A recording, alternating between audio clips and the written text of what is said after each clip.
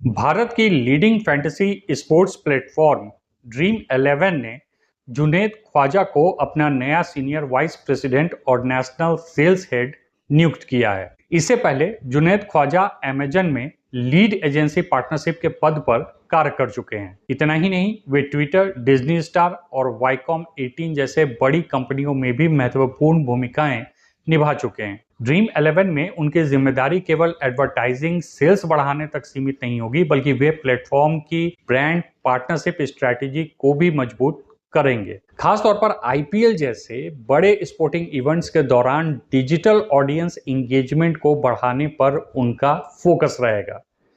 जुनैद ख्वाजा का कहना है कि आज स्पोर्ट्स फैंडम तेजी से डिजिटल प्लेटफॉर्म की ओर शिफ्ट हो रहा है। लोग टीवी पर लाइव मैचेस देखते हुए मोबाइल और एप्स पर भी लगातार एक्टिव रहते हैं, जिसे सेकंड स्क्रीन एक्सपीरियंस कहा जाता है। ड्रीम 11 अब इसी ट्रेंड का फायदा उठाकर ब्रांड्स को स्पोर्ट्स ऑडियंस तक ज्यादा प्रभावी तरीके से पहुंचाने की कोशिश करेगा। उनकी भूमिका में fantasy gaming experiences, creator watch alongs और इंटरैक्टिव फैन एंगेजमेंट कैंपेन्स को आगे बढ़ाना भी शामिल है। मतलब आगे आने वाले समय में यूजर्स को केवल फैंटेसी टीम बनाने का अनुभव नहीं, बल्कि क्रिएटर्स और कम्युनिटीज के साथ जुड़ने का ज्यादा इंटरैक्टिव इकोसिस्टम देखने को मिल सकता है।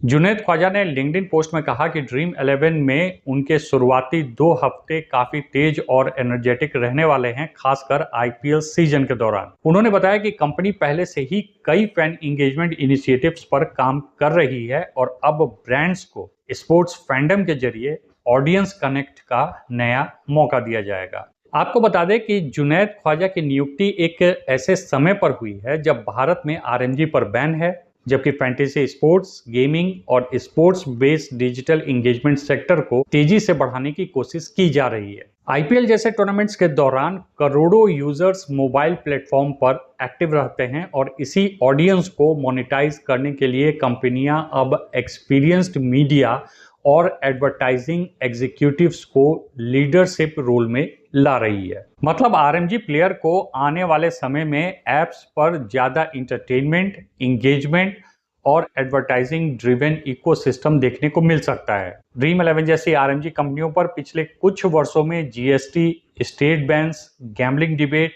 एडवर्टाइजिंग स्क्रूटनी और रेगुलेटरी अनसर्टेनिटी का लगातार दबाव बढ़ा है। ऐसे माहौल में कंपनी अब खुद को केवल रियल मनी गेमिंग प्लेटफॉर्म के रूप में नहीं, बल्कि स्पोर्ट्स इंगेजमेंट, फैन इंटरैक्शन और डिजिटल स्पोर्ट्स मीडिया इकोसिस्टम के रूप में पेश करने की कोशिश कर रही है। जुनैद ख्वाजा जैसे एडवर्टाइजिंग और मीडिया बैकग्राउंड वाले एग्जीक्यूटिव की हायरिंग भी यही संकेत देती है कि फोकस अब सिर्फ कॉन्टेस्ट से रेवेन्यू कमाने पर नहीं है, बल्कि ब्रांड्स, स्पॉन्सरशिप्स, क्रिएटर इकोसिस्टम और स्पोर्ट्स फैंडम मोनेटाइजेशन पर भी बढ़ा है। यानी अगर भविष्य में रेगुलेशंस और सख्त होते हैं, तब भी कंपनी अपने बिजनेस मॉडल को इंटरटेनमेंट, एंगेजमेंट और एडवर्टाइजिंग के जरिए सस्टेन करवा सकती है। हालांकि इस नियुक्ति को सीधे आरएमजी बैन का परिणाम कहना शायद जल्दीबाजी होगी, लेकिन इंडस्ट्री क्लियरली रेगुलेटरी प्रेशर से निकलने के